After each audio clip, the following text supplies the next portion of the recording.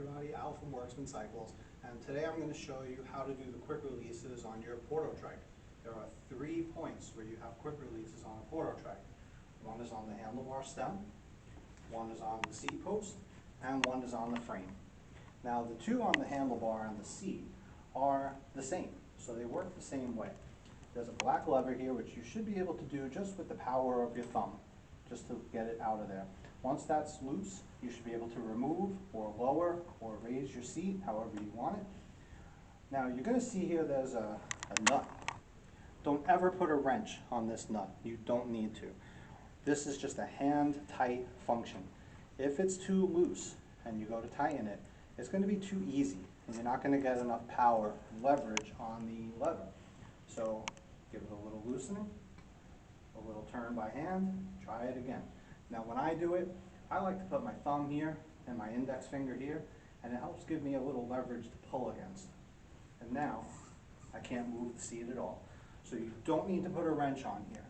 Just hand tight, very, very loose. Same thing for here, same thing for the quick release on the handlebar. Now on your handlebar, when you do your quick release, you loosen it. You can either lower the stem, you can remove the stem, you can align it to make it straight with the handlebar. When I remove it, I like to put the front wheel towards me. Generally I'll put it between my legs like that, and now I can remove it or I can lower it. And then the way I do it is I make sure that my minimum insertion line is completely covered. So on the seat post you'll see those lines right there, those little etchings. You want to make sure that you cannot see those when you put it back into the frame. So put it in the frame.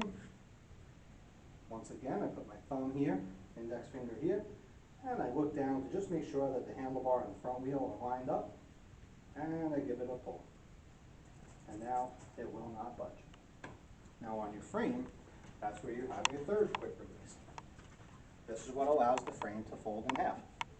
It's a simple procedure, no tools needed. So the first step is to pull the lever loose.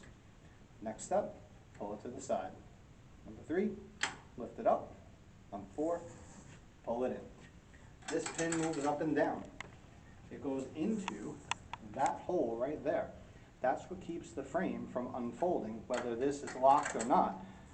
It cannot fold if it's in the pin. Once this pin is in that hole, it's okay, but that's not how you would ride it. So again, pull it up, pull it back.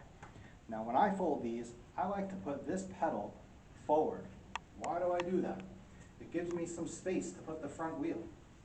So I lift up that wheel a little bit, which lets the pedals rotate freely. If you have a freewheel model, you can pedal backwards. This one has a foot brake.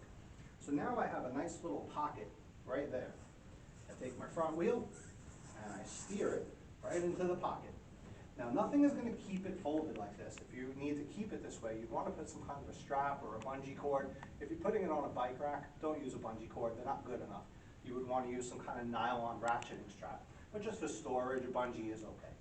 So now when you want to ride it, let it swing itself back around. You'll notice that it did not go all the way. It didn't go all the way because the pin is down. So pull the pin up, push the frame in, put the pin back down, slide it across to the front. Make sure your quick release isn't sticking out like that. You want it to be straight down or slightly inward, and just use the palm of your hand, a little push. Nothing too crazy. You don't have to put a lot of force on there. There's not much pressure on there, and it will stay closed and you're ready to ride, okay? So if you have any questions, give a call, 718-322-2000. We'll be happy to help you anytime. Enjoy your ride.